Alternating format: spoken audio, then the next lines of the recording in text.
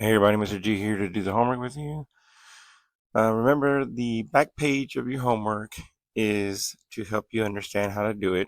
Parents, if you want to help your students, that's where you look. It shows you how to do it, how they're learning it in class, and you can help them out with that. Okay, sometimes it's just one page, sometimes it's two, it just depends. In this case, it was just one page.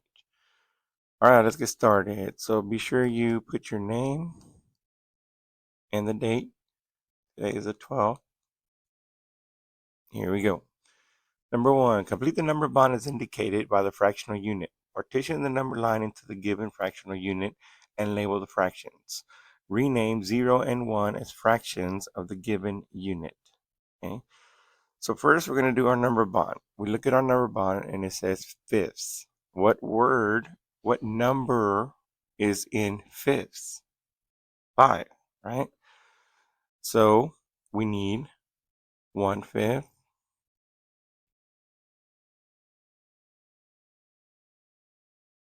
1/5 in each one. Okay, because 5/5 make 1 whole. Now look over at my number line. They already split it for you. So all we have to do is label 0/5, 1/5, 2/5, 3/5, 4/5, and 5/5. Okay, and that's how we do it. Now, as you're doing the other ones, you can always refer back to that one. You can look at that one and see how we did it and do it the same way. All right, let's go to the next one. Remember, again, if I'm going too fast, you can always pause it, you can rewind it, you can do whatever you need to do. Okay. All right, now we have 6. 6. What number word is in 6? 6. So I'm going to be doing 6. So I need 6 for my number box. Okay. Now I need what fraction in each one? Right, 1/6. Okay, and that's my number bond. Okay, remember we have 6, 6 that equals 1 whole. Now I look at my number line. I need to split it into 6. Okay, so I need to make 5 lines spaced out as even as I can. Now that I have my lines, now I can label. There's 6, so my denominator is going to be 6. And there you go. Okay, let's move on to the next one. Sevenths. Sevenths. What number word is in sevenths? 7. So I'm going to need 7 for my number bond. And how much am I going to need in each one? Right, 1/7. Okay, so I have 7 1/7, which equals 7/7, which equals 1 whole. Now I'll go to my number line, and I'm going to need to split it into 7 pieces. To do that, I'm going to need 6 lines spaced evenly. Now I'm going to label.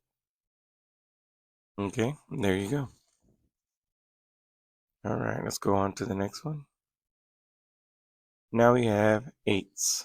Okay, what number word is in 8s? 8. So I'm going to need how many for my number bond?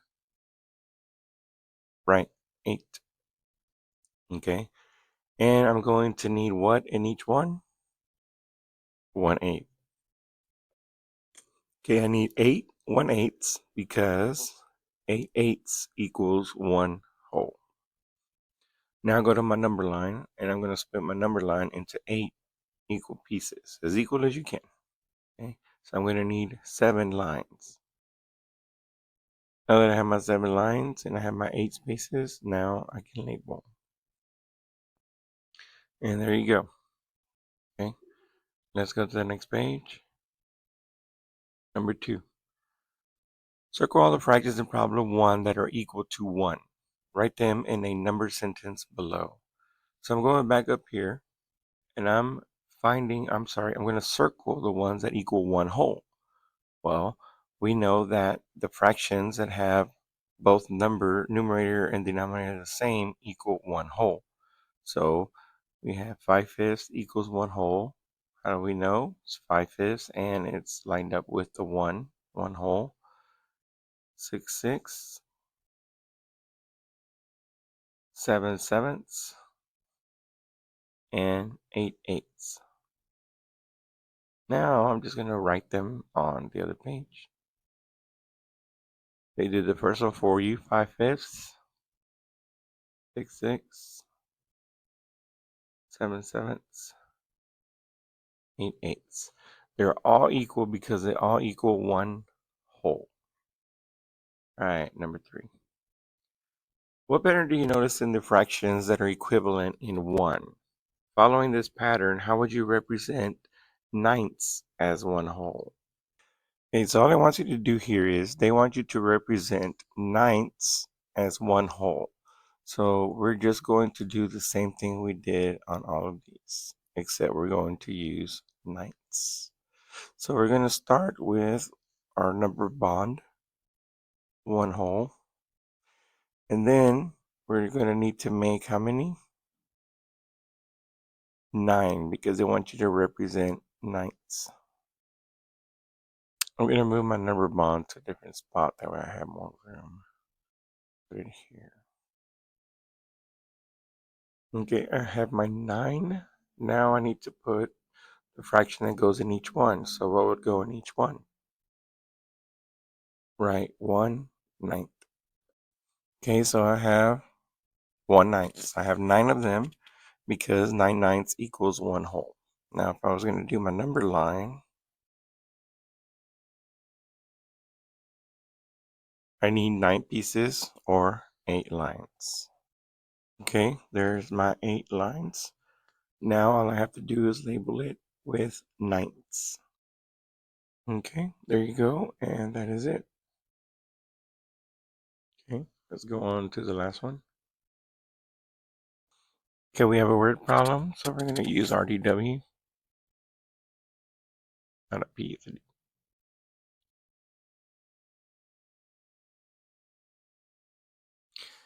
In our class, Mr. Jocelyn gave everyone a 1-foot stick to measure and cut.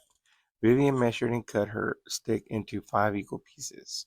Scott measured and cut his into 7 equal pieces. Scott said that Vivian, the total length of my stick is longer than yours because I have 7 pieces and you only have 5. Is Scott correct? Use words and pictures or a number line to help you explain. So we read it. Now we have to draw, but we have to figure out what we're going to draw first. So we know that it's 1-foot stick. Vivian measured and cut her into 5 equal pieces. Scott measured, cut his into 7 pieces. So Scott is saying that his stick is longer. So Scott is saying his stick is longer because he has 7 pieces and she only has 5. They want to know if he is correct. Okay. So first thing we need to do is make our number line. And our number line is going to be 1 foot, so it's 0 to 1. And we'll make this one be Vivian's. Then we're going to do another number line the same. And this one is going to be Scott's. Okay, Vivian has hers in 5 pieces, which is fifths. And Scott has into 7, which is sevenths. So we have to label that on the number line. So we draw our lines first. Okay, so Vivian needs 4 lines and Scott needs 6. And now we can label. Okay, so there you go. All right, so we drew number lines. Now, so Scott is saying that his stick is longer because it's more pieces. Is he true? No, not true. Why? Because they're both 1-foot sticks. It doesn't matter how many pieces you cut it into. They're both 1 foot. Okay, so no matter what the fractions are in between, you still measure the same. All right, that's it. We will see y'all tomorrow.